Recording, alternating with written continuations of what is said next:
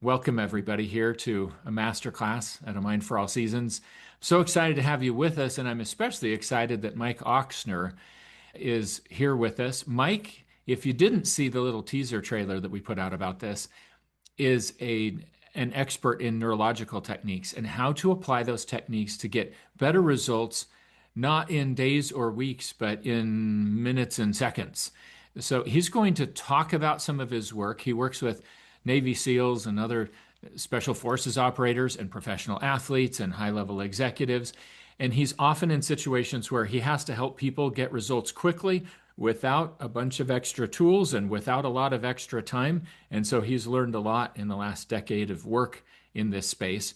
And we all stand to learn a lot from him that's immediately actionable. And some of these things, I think we're even going to work through in real time together.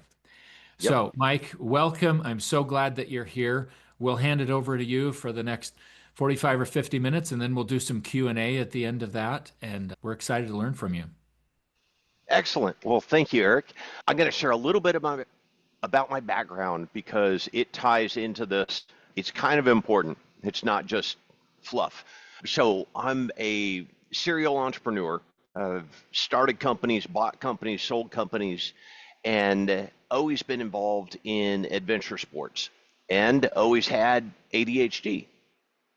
Well, as I racked up my concussions, I got to a point where life was kind of horrible. The combination of the concussions and ADHD were bad. I had vertigo almost every night. I had attention problems. I wasn't very nice. I had sleep issues, all sorts of challenges going on. And I ended up meeting with an applied neurologist. And in about 20 minutes, doing mostly vision and balance drills, some that we're going to do together here today, I went from not having been able to do a single push-up for the last 6 months without pain to being able to do 20 pain-free. And it didn't make any sense to me because I didn't understand how doing vision drills and balance drills could make my shoulder feel better. So I dug into it, and on a whim, I started using it with clients, and I was working with tactical clients at the time.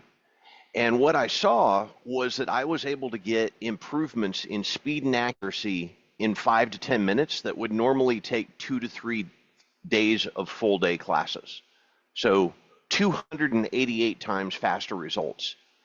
And that really lit a fire. Not only to figure out how to make it work and why it worked, but when I ran into people who didn't respond the same, how to improve them, how to help them, how to identify the specific parts of the brain that were either underperforming or overactive, and flip the switch on them as quickly as possible. And Eric mentioned that I would be in situations where I had to get results quickly.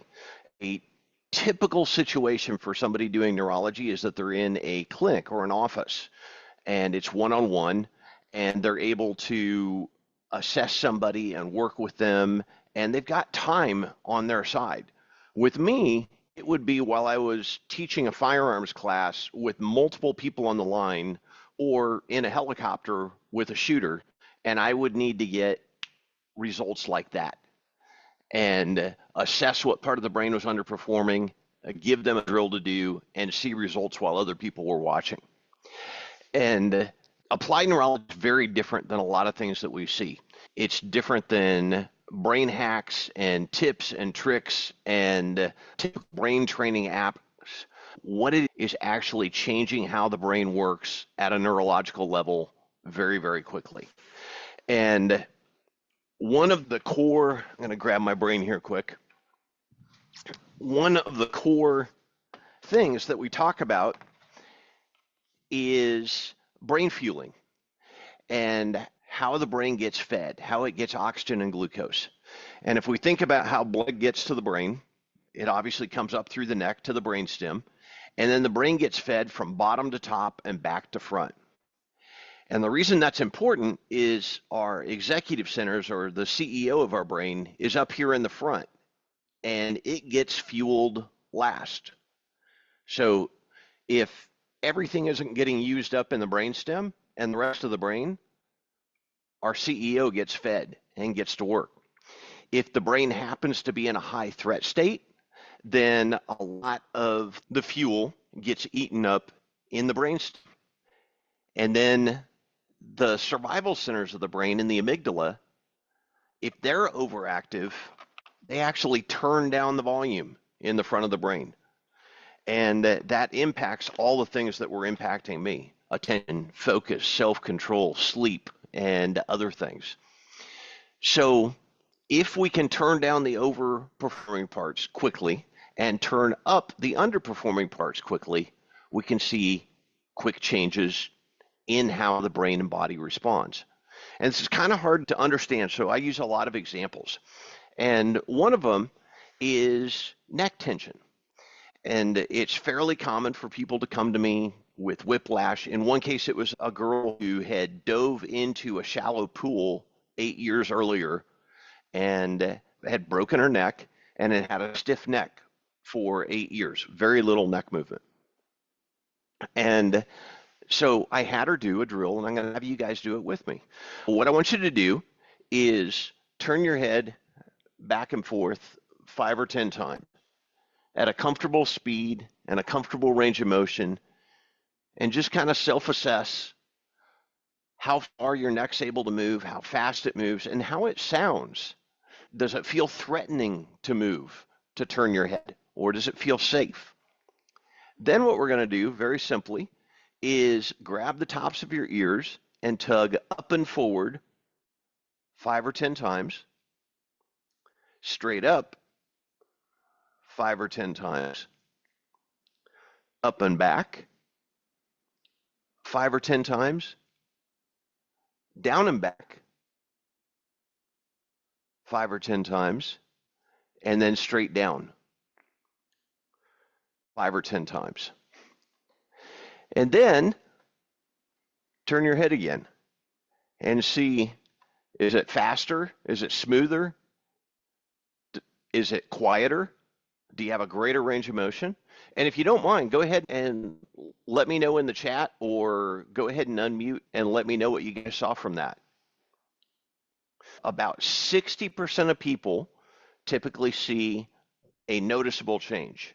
40% don't need to see change, either because they're already at their full range of motion or there's some reason why the brain is protecting movement.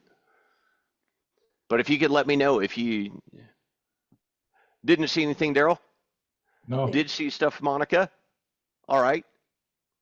Yeah, it's typical for people to go back and forth. One of the really interesting things, because I can see you in the screen, Daryl. I did see a change of motion. Oh, you did? And yeah, and one of the things that's super bizarre. So it is not uncommon for me to have people who are at a range of motion like this. They'll do the drill. It wasn't that extreme for you. They're like this. They do the drill and they're like this. And they're like, no change. It's identical. And the reason is the brain thinks, okay, I went until I need to stop. I went until I need to stop, regardless of what the range of motion is.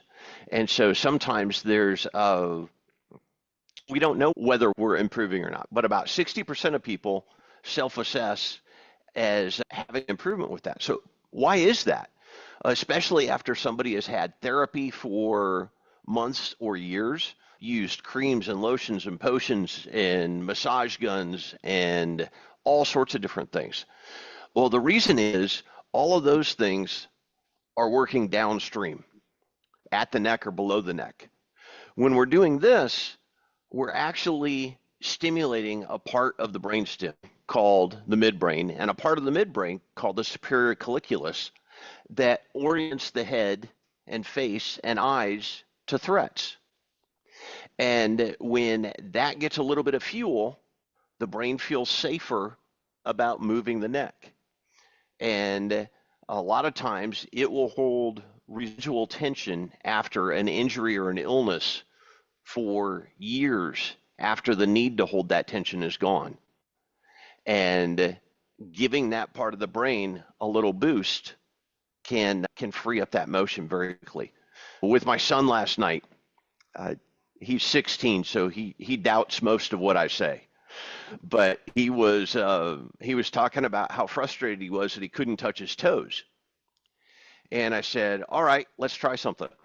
Stick your tongue in your cheek and try and touch your toes again. And he reached down a little bit further. And he was like, what, how did that work? And I was like, all right, that's not good. Let's try something else. All right, what I want you to do is cross your eyes and now touch your toes. And he did, and he reached down and he went from being about 6 inches off the floor to touching the floor with zero effort. And it wasn't because we did anything to his hamstrings. It was because we went further upstream above the neck and directly impacted the part of the brain that was holding that residual muscle tension. And so it's kind of an example of how we can get results very, very quickly with neurology that we may not be able to get going directly to where we're having the challenge. I'll share another drill with you guys. A couple of ways that this is played out in a very, very big way. Number one is this is a drill that I use with people when we're in restaurants and they forgot their readers and their arms aren't long enough to read the menu. It's one that I use with people who have dysautonomia or a high heart rate after COVID. And it's one that I use with people with migraines. And what it is, it's called eye palming and triangle breathing. And it's a very specific sequence. I've got about 50 different breathing patterns that I use depending on which part of the brain I want to stimulate. And this sequence is kind of specific. So I want you to do it the way that I tell you guys. If you're where you can cover your eyes, I'm going to have you do that. If you're where you can't cover your eyes, you don't need to. You can leave the eyes uncovered. But watch what I do, and then we'll do it together. I'm going to have you palm your eyes so they block all of the light to your eyes, and then do a double inhale through the nose, a 10-count exhale through the mouth, and then a 5-count empty lung hold. And we're going to do that 3 times. What I want you to do before we start is look at something in the distance and kind of look at the clarity and how vivid and bright the colors are. And then I want you to do the drill, and then we're going to reassess afterwards. So go ahead and palm your eyes, do a double inhale through your nose, a 10-count exhale through your mouth,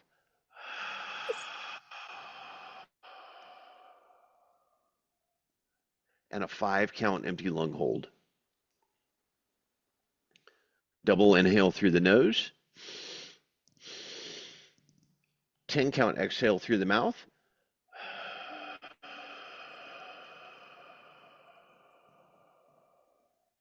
five-count empty lung hold, double inhale through the nose, 10-count exhale through the mouth,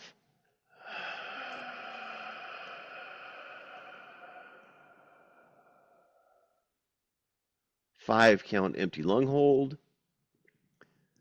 and then end with a double inhale through the nose, and go ahead and open your eyes. So that drill does several things to both the visual system and the sympathetic nervous system. And it's very common for people to see brighter and more vividly and clearer, both near and far, after doing that drill. I had one gentleman who did that in order to be able to shoot red dots on a pistol better. And he had 15 or more migraines a month for the last 18 years. And he'd been to every pain clinic he could afford and get to in the country. He'd tried every experimental and approved treatment that he could get into.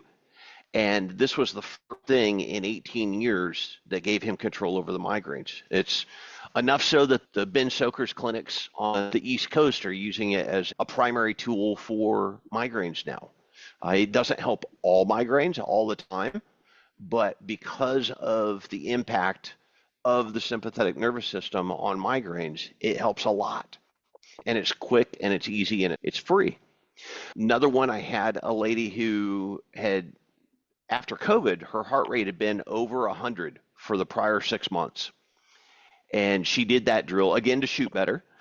And her heart rate dropped into the 60s for the first time after dozens of appointments and trying different medications and all sorts of things to calm her brain down.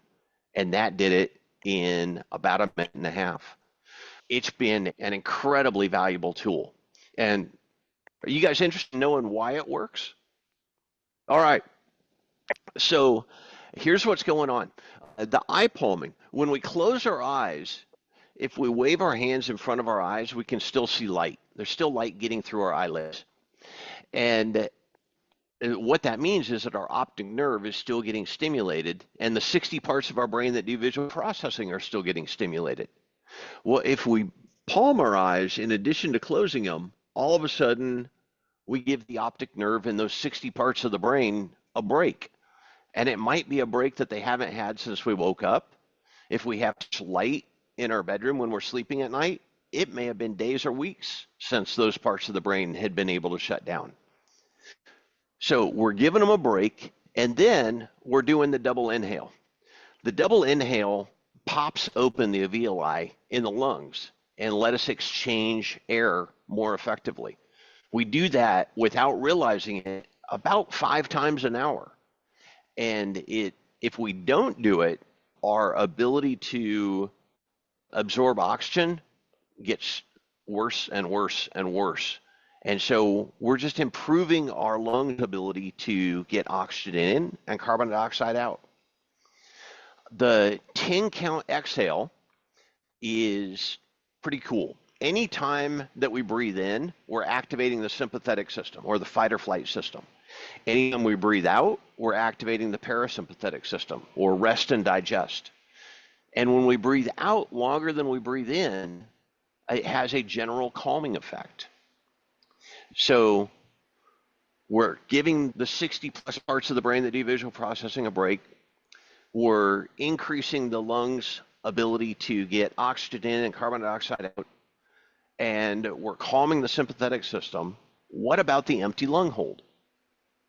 Well, one of the crazy things is that hemoglobin in the blood, it holds on to oxygen and transports it through the body. And it's kind of stingy. It doesn't like to let go of the oxygen. And one of the triggers, the main trigger for it letting go, is carbon dioxide levels getting higher. When carbon dioxide levels are too low, hemoglobin can hold on to the oxygen all the way through the body and not let go of it. But if we let carbon dioxide levels build up a little bit, the hemoglobin releases the oxygen, and we get more oxygen to our eyes, to our brain, to our heart, and to every muscle and tissue in our body. So increasing the amount of oxygen we can get in, and the empty lung hold increases carbon dioxide, so we release that oxygen to the brain where it's needed. There's one other part of this that's really cool. When carbon dioxide levels go up, nitric oxide gets produced and released in the sinuses. So you notice how we were breathing in through the nose and out through the mouth. Well, when we breathe in through the nose again, after we've produced nitric oxide in our sinuses, it goes into the lungs. And it acts as a vasodilator, basically a mini Viagra that relaxes capillaries in our brains and lets them carry a little bit more fuel in and a little bit more waste out. So when we open our eyes, what we're seeing is basically how we should be seeing all the time, vividly, clearly, and the way that things should be working when all 60 parts of the brain doing visual processing are working the way they should be. Cool thing on the double inhale in and the long exhale out, it's called a physiological sigh. And a friend of mine, Melise Belban from the Huberman Labs at Stanford, she released a paper on this a couple of years ago. Just that one part of eye palming and triangle breathing is more effective than box breathing or 4x4 breathing or combat breathing, and more effective than a multi-month meditation practice. and we can do it in seconds and get the benefits from it in seconds. The cool thing on it, Melissa and I both have been using the technique for over 20 years, and we can find evidence of it having been used for over 1,000 years. But because she released that paper, and it's a great paper, it is now seen as a groundbreaking technique that people use. And it's one of the very interesting things about the research world, in that once a paper gets released, regardless of how old the technique is, a lot of times people think it's new. Physiological psi and Melis, Melis, Balban. And it was, I believe it was released January 2023. So, anybody here ever have tight hip flexors? All right, fairly common. Can I ask a question before we move on? Sure thing. I'm wondering about the exhale. Like, does it have like the 10 count, for example? I still felt like I had air in my lungs. Can I do it longer? Excellent question. Yeah, so the reason why I do the base drill like that, when I'm presenting, sometimes it's to an auditorium of several hundred people. And a lot of people don't have the ability to breathe out longer than a 10 count. They get panicky. And so the base version of the drill is a 10 count. What you want to do after you're comfortable with the 10 count is extend it to a 20 count, a 30 count.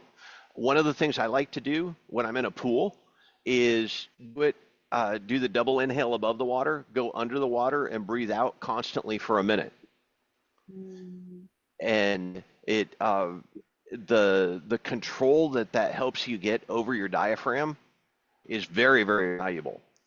And on the dysautonomia, the lady who had the high heart rate, one of the things that happens after COVID is our tolerance for carbon dioxide in the brain should be in a fairly large range. One of the things that the spike protein does is it messes with the insula and other chemoreceptors in the brain and makes the tolerance for carbon dioxide much lower. And people end up overbreathing, not getting their carbon dioxide levels up, so the oxygen doesn't get released to their tissues, and they're starving. When we do this drill and increase carbon dioxide in a controlled manner where the brain knows that it's in control and can breathe anytime it wants, it expands the acceptable range of carbon dioxide again. So we're able to get oxygen to our tissues and our brain and our eyes again. But yeah, you can do, instead of a double inhale, you can do a 3, 4, or 5 count. That's pretty common for free diving and also for breathing based on steps when running. So when you're running, it's not common to do breathe in for a 5 count each time you take a step, and then breathe out for a 10 count based on steps. You can also do the double inhale in, the 10 count exhale out, and then see how long you can do the empty lung breath hold. Can you do it for a 5 count, a 10 count, a 40 count? All of those variations are good and can improve the effectiveness of it. Okay, and one more question. Yes. What time of the day do you recommend? Like, I'm a sleep coach, so is this a good option to do before bed? Or it will activate the brain? Because I found it very calming, like more than the system, I found like the calming effect, but I do the inhale breath before bed, like the only inhaling and then exhaling, like, so maybe that's why it got it, my body recognized it. Well, it has a calming effect on the limbic system. And so one of the things I teach on sleep, you're probably very familiar with it. We've got two sides of the equation. We've got sleep pressure, and then we've got the brain. The brain needs to know that it is not in a survival situation in order for it to feel comfortable letting us go to sleep, even when we have high sleep pressure. And this is one of the drills that removes the barricade to falling asleep, that helps sleep become effortless. Because for most people, the sleep pressure is there. It's just their brain's in threat and survival mode, keeping them awake, trying to prepare for real or imaginary threats. And so doing this turns the volume down very, very quickly. Thank you. Absolutely.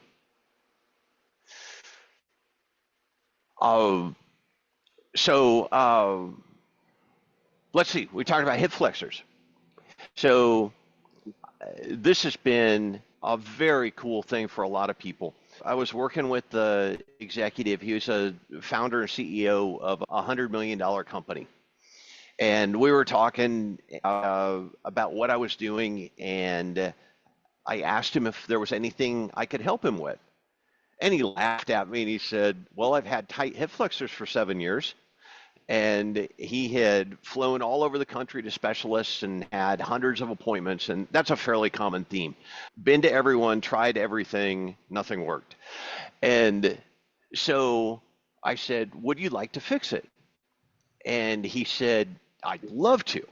And so what I had him do, let me see here. Yeah, I'm going to move my microphone or my camera down so that you guys can hopefully see.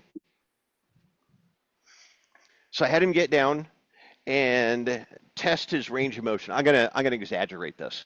And it was like this, and he was in pain. And I said, all right, what I want you to do is take your opposite arm, raise it up, and make circles, 5 or 10 in each direction.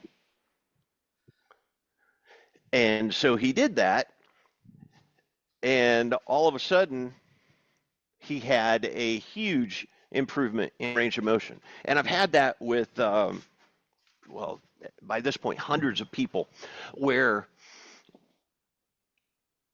they see and they've tried everything and see results from doing that almost instantly.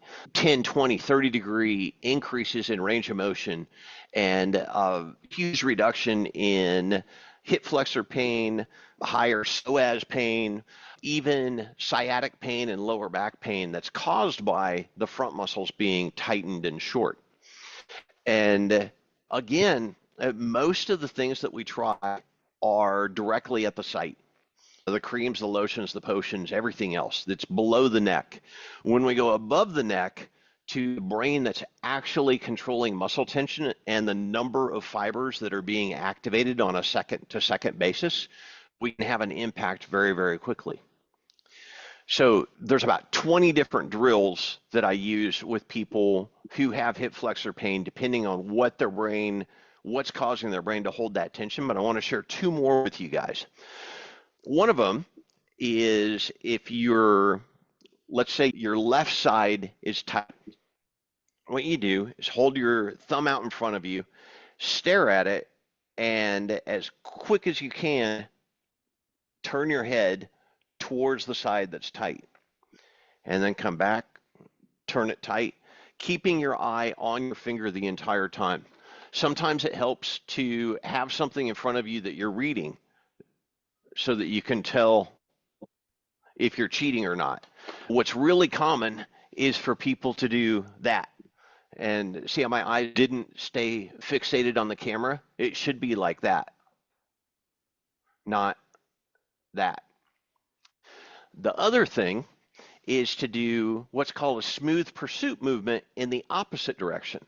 So with that, you'd hold your chin, hold your thumb out in front of you, track your finger out to the side, shut your eyes, come back to the middle, open your eyes, track the finger out to the side, close your eyes, and repeat that a few times. And all 3 of those drills in different ways are activating the parts of the brain that cause the hip flexors to hold residual muscle tension. The arm one is the craziest. If we think about walking, we automatically, our left leg and right arm swing together. It's called interlimb neural coupling. and it helps us keep balance. And so if the part of the brain that's holding too much muscle tension in the hip flexors isn't working right, a lot of times we can stimulate it with the opposite shoulder. And instead of moving the joint that hurts and trying to force the muscle to elongate, we just tell the brain to relax it. And we get a better result in less time with less pain. One other one I want to share with you guys, and this is bizarre. So a couple of anecdotes on this. One was, where are we at on time? We're good. A couple of years ago, I was in the Salt Lake airport, and I didn't have much time, but I really wanted to get a snack. And so I was booking it through the airport on a layover. And all of a sudden, my hip and my knee, the pain went up to about an 8. And I hadn't gotten hit by a bat, and there was absolutely no reason or cause for it, no physical or mechanical reason or cause for it. But here's something that a lot of people don't realize. Anytime that we travel faster than 20 miles an hour where we're not in control, and it could be in a car, on a train, in a bus, or on a plane, our visual system, our vestibular system, and our body awareness get out of whack. And in a perfectly healthy brain, it recovers instantly. But very, very few brains are perfectly healthy. So what we end up with is a mismatch between what the eyes are telling the brain, what the ears are telling the brain, and what body awareness is telling the brain. And body awareness, when we're walking, it could be air hitting our face. It could be the lean of the body. It's all sorts of different things that feed into the brain and tell the brain how it's moving through space, how it's oriented, and where things are, where threats are in our environment. And if they're in conflict, the brain's negotiating that conflict every waking minute of the day. The faster we move, the more of a threat it becomes. So it's very common for the brain to create the sensation of pain to get us to slow down. And that pain does not necessarily exist where we feel it. It exists in the brain as a safety mechanism, a survival, a protective mechanism. So going back to the airport, here I was walking down the airport, knee and hip pain kicks in, I slow down, I'm limping, and I'm like, okay, this sucks. So I stuck my finger out in front of me, and I want you guys to do this with me. Actually, let's do a drill. Or an assessment. We'll do that drill, and then we'll reassess and see if it makes a difference for you. What I want you to do is cover one eye. Ideally, the eye, your non-dominant eye. If you don't know which eye is your dominant eye, pick the eye that's opposite the hand that you use the most. Then I want you to pick something in the room 10 or so feet away, a light switch, the corner of a painting, a doorknob, and fixate on it visually. Then I want you to shut your eyes and point at it. And then open your eyes and see if you're dead on or if you're off, high, low, left, or right. And the very first time you do this is the most indicative one before you make any corrections based on what you saw. So if you would, let me know in the chat if you were dead on or if you were off, which direction you were off. Okay, up.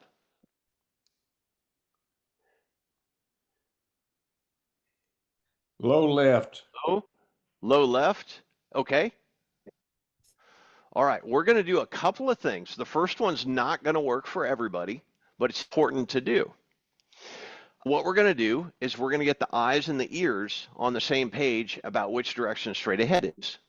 So what I want you to do, and this is the drill I did while I was limping in the airport in Salt Lake. Hold your thumb directly out in front of you, and then imagine that your head is in the middle of a compass rose with north and northeast and east and southeast. While you're staring at your thumb, keep your eyes on your thumb, Tilt your head up to the north and back to the middle. Northeast and back to the middle. East, back to the middle. Southeast, back to the middle. South, back to the middle. Southwest, back to the middle. West, back to the middle. And northwest, and back to the middle.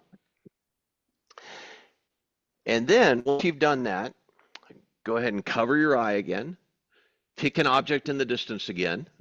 Close your eyes, point at it, and open your eyes and see if you are better, the same, or worse.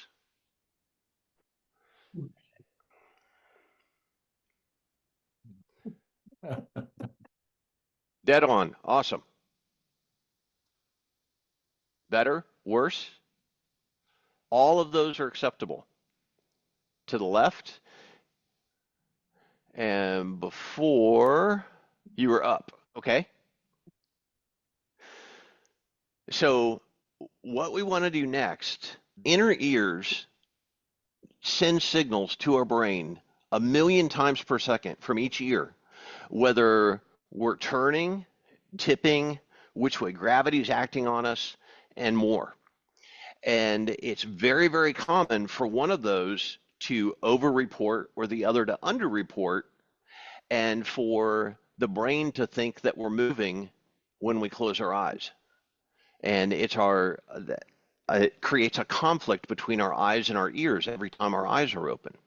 And it bleeds energy every waking minute of the day. So what we want to do is try and fix that.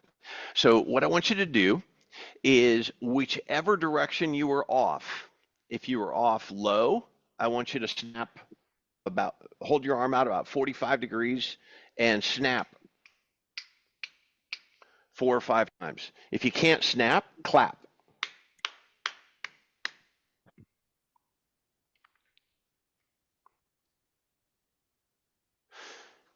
And then cover your eye, pick a target, point, and open your eyes.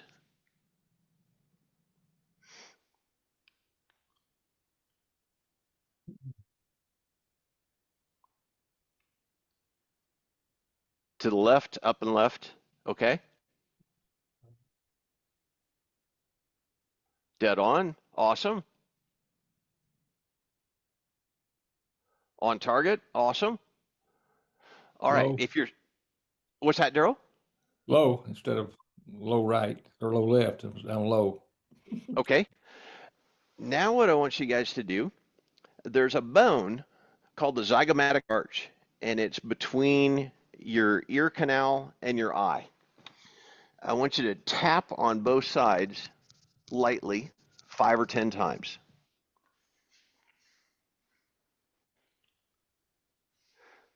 And then cover your eye, pick a target, close your eyes, point, and open your eyes.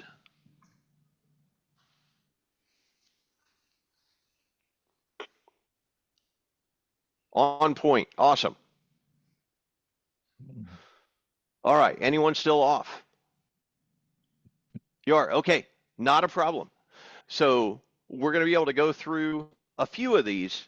Sometimes I use tuning forks on the head of specific frequencies depending on which of the vestibular organs I want to stimulate, or I'll use bone conducting headsets like this with specific frequencies, again, to stimulate specific vestibular organs in the ear. But we're going to try one more thing. The nubs on the back of your head, the easiest thing is to try rubbing them in a circular manner 5 or 10 times. Doesn't matter which direction, or you can do both directions. You can try tapping lightly, but if you tap very hard at all, it can be disorienting. So rubbing a lot of times works better than tapping. And then cover your eye, shut your eye, point, and open your eye.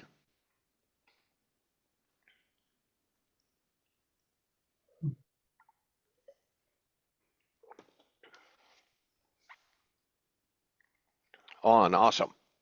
On. Awesome. Better, Daryl? Yes. Awesome. All right. So here's what's going on with that and why it's so darn important. The balance is, well, fall is the number one cause of non-automobile accidental death in the world. And the brain is hardwired to prioritize not falling over performance. And when the vestibular system and the visual system and body awareness are in conflict about what's going on with the body, the threat mode is constantly elevated. And so we're bleeding energy, wasting 24/7 when those senses, when those systems are in conflict, because the brain is just, it thinks it's in a survival mode when it doesn't need to be. When we take care of that, all of a sudden, not only is our brainstem more effective, and we're getting more oxygen and glucose to the CEO of the brain, but also the amygdala isn't getting triggered and turning off the front of our brain. So we end up with better performance with less effort for a longer period of time. We don't get decision fatigue quickly. Brain fog doesn't kick in like it may have before. A lot of times pains disappear and it's easier to get to sleep at night because the brain's not in threat mode. Another example on this, I was given a class. It was a high dollar shooting class where people had flown in from all around the country. Most of them were doctors. And I was doing a lunch and learn session on the visual system. And there was an orthopedic surgeon in the front row and went through that drill set. And at the end of it, he was mad. He was so mad. His fists were clenched and shaking. His jaw was tight. And I was like, oh man, what have I done? And so I asked him, I said, it looks like you've got something you want to share. What's going on? And he said he had been in pain for years and been to every specialist in their system and had surgery scheduled, but he postponed it so that he could come to this class. And those stupid drills that shouldn't have done anything made him feel better than he'd felt in years. And he was so mad that that nobody had showed him that before. Nobody in their medical system. And what it goes to show is just how powerful it is when we go further upstream, when we go above the neck, directly to the source of pain, of muscle tension, of how much energy we're wasting or using efficiently. And when we get those working correctly, and a lot of times we can do it very quickly, the impacts can be rapid and profound. Let's see, we're at the time you said, Eric, remind me how, I know there were some things that we were going to talk about not on the Q&A and some things on the Q&A. Yeah, this is a good place to stop the formal presentation. Super interesting. I think we've probably, a lot of us have some good questions. So let's jump over to the Q&A, but thank you so much for being here.